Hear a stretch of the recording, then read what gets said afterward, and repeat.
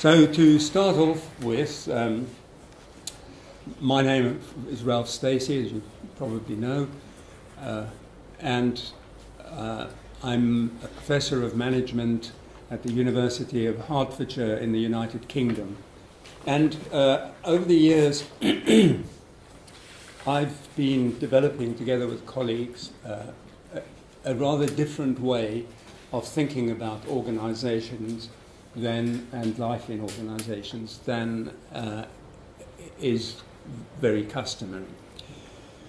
And I want to start by saying something about why we named this session paradox, why we used the word paradox. And working with me is Pernilla Thorup, and it was really you who came up with the idea of focusing on paradox. So why that, and what do we mean by it? Well, if you look at traditional science, and most of organizational and management thinking is based on traditional science, it ultimately comes from physics via economics into business studies, organizational theory, management theory, all that kind of thing. And there's a basic idea of linearity, of things moving in proportion to each other, of there being one cause for one effect.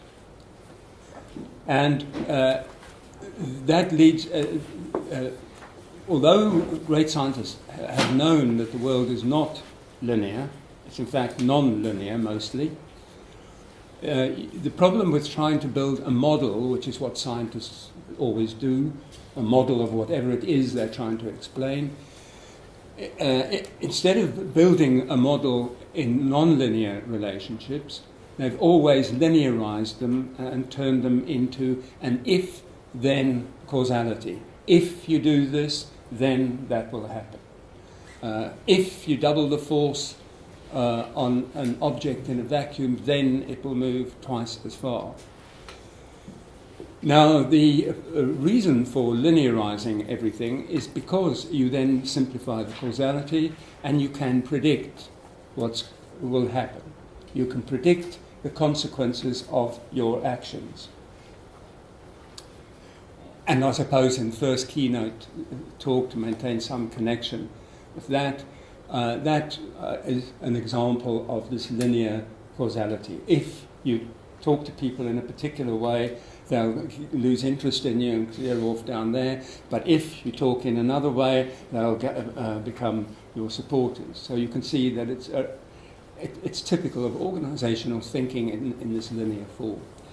The problem with non-linear relationships or models is that it's very difficult to predict anything from them.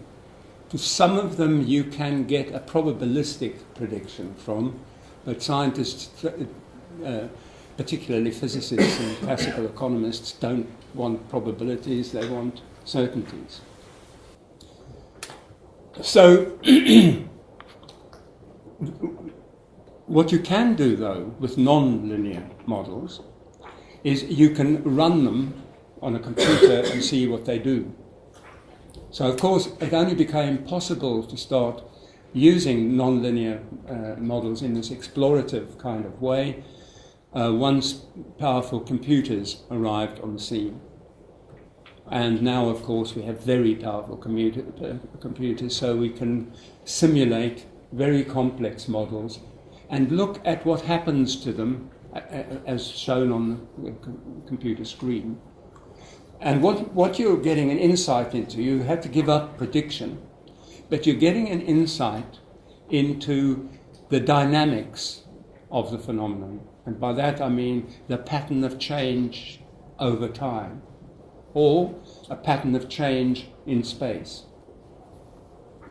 And these kind of models display patterns, dynamics, which are paradoxical. So these new complexity sciences, they're not so new now, they began in the 1960s, have reintroduced the idea of paradox into understanding phenomena.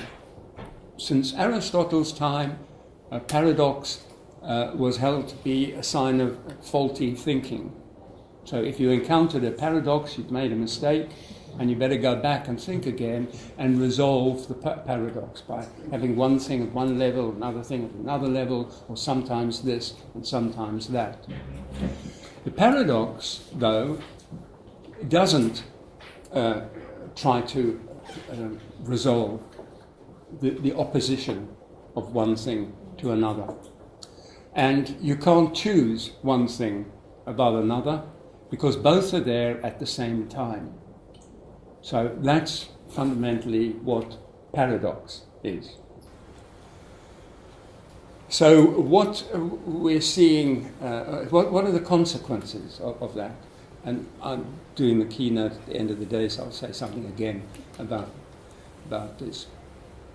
But the consequence, for example, is that you wouldn't split change and stability or continuity and ignore continuity over there and focus all your attention on change.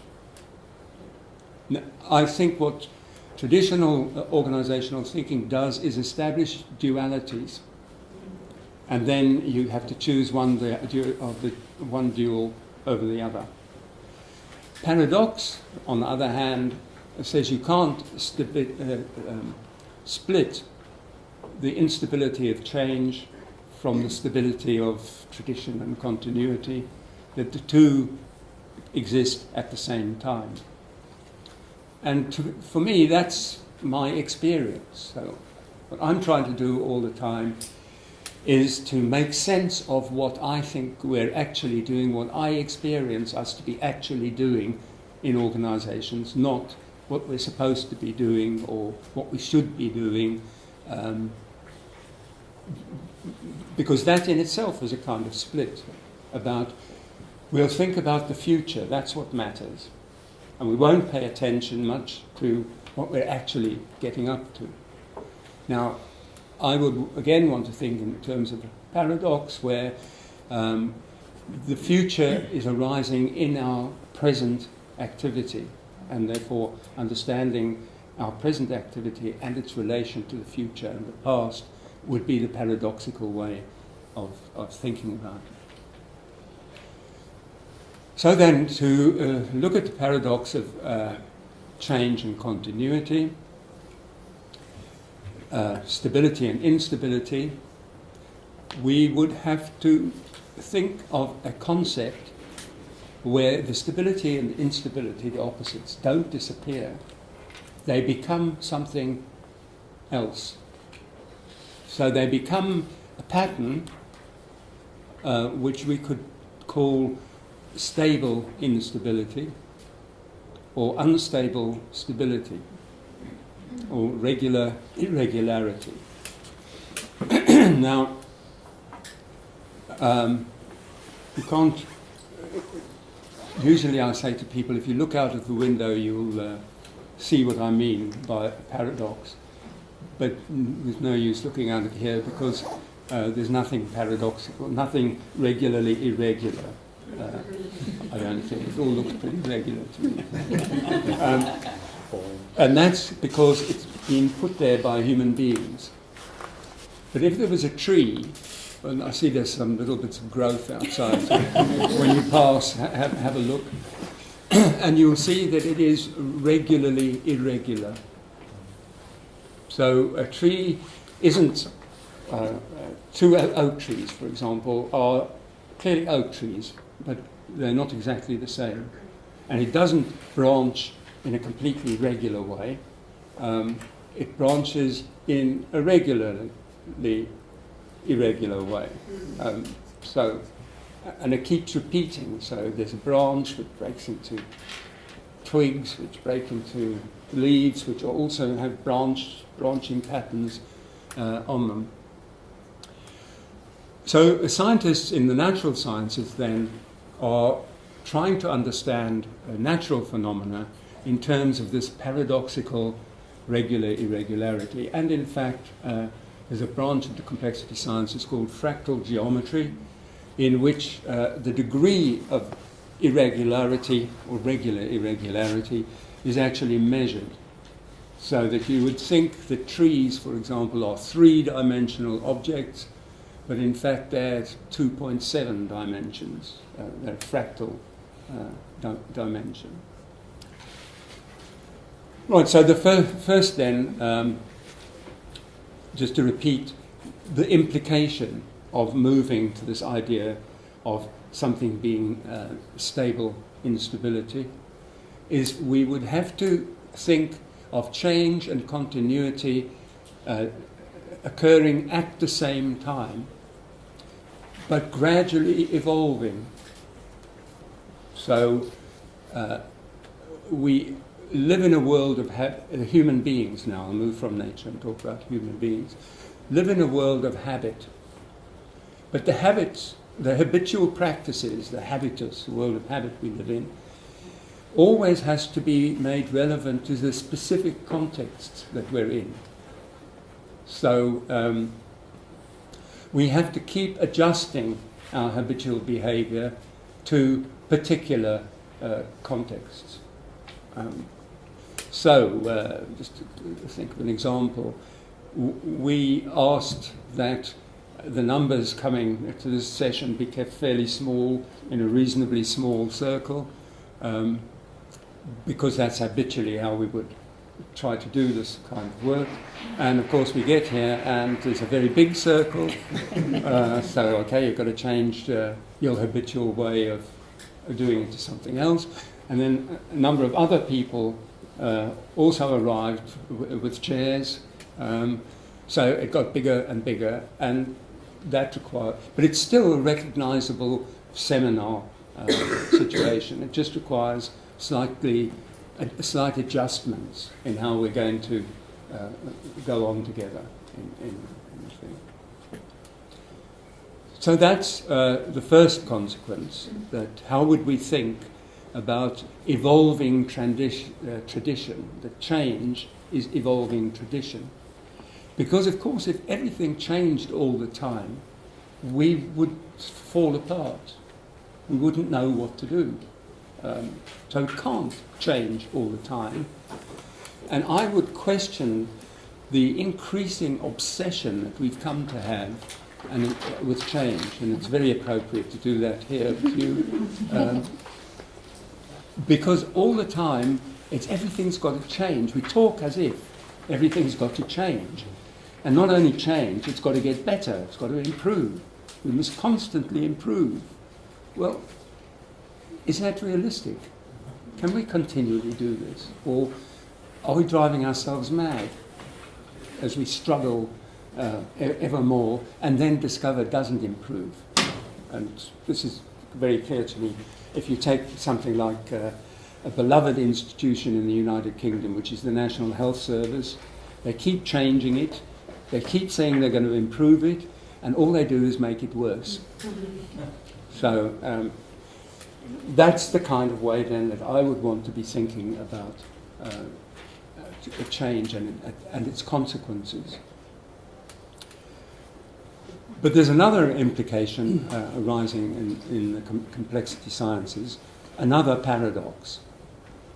And this is the paradox of predictability and unpredictability, of something like certainty and very much uncertainty.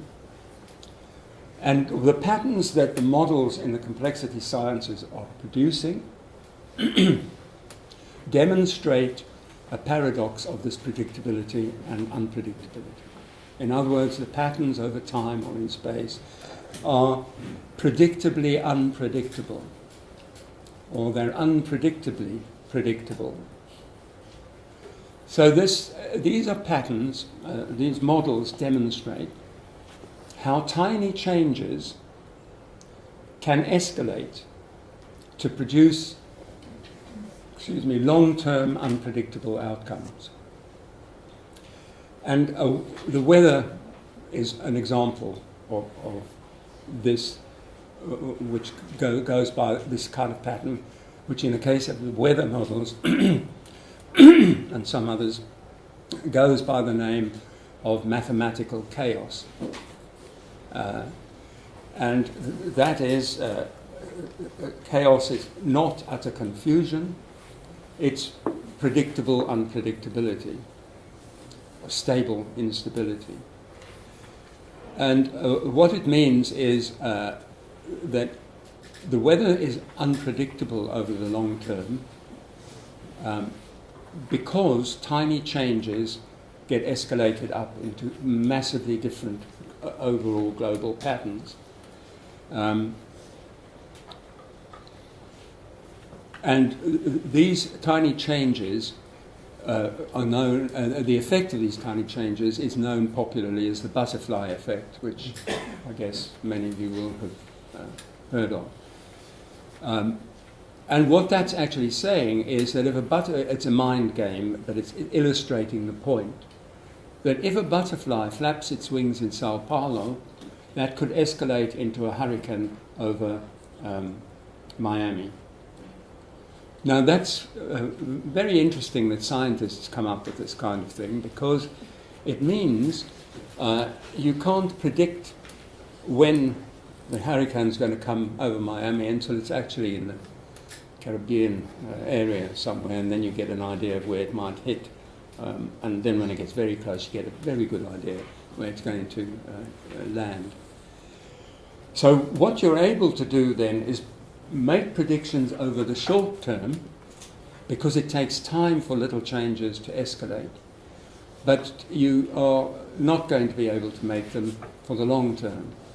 Now that doesn't mean you know nothing about long-term weather patterns, because we know it's very highly likely that even in 50 or 100 years' time, we'll have the cycle of summer, autumn, winter, spring. It's just the details of this that we won't know anything about. And even in the short term, if you listen carefully to weather forecasts, even the weather forecasts for tomorrow are frequently not all that good. More frequent than I would have imagined until I paid detailed attention to what was going on. Now I would argue that so this kind of pattern makes it impossible then to predict in useful detail for anything other than a short period of time. And I would want to argue then that human interaction demonstrates the same properties. That when we interact with each other, it displays these properties of stable instability, of regular irregularity. A lot of the time we get along together and we're not at all surprised by what the other one is doing, but every now and again there's a breach, a disruption, and then suddenly something different is happening, which can easily escalate into patterns of behavior that you didn't expect and you didn't want. And together we'd be creating patterns of behavior that we didn't expect and we didn't want. So, for example, if you take the financial crisis of a few years ago, we created it together. No one in the world, other than some lunatic, would have wanted it. Nobody expected it, really, apart from regular doomsayers. And of course we might be heading for another one, but we don't know. And we're not able to predict. Will it come? When will it come? What form will it come in? What effect will it have? What will we have to do to deal with it? We're not able to say until we get very close to it or it actually happens. And then we're pretty good at doing something, which will then in turn have consequences too. So then, I'm wanting to argue that in human interaction, little things can escalate. The financial crisis, one of the little things that escalated was the development of derivative financial products by very clever mathematicians who went to work for investment banks. Now, it started off as a very little thing. It became huge. It's still huge. And then it collapsed. And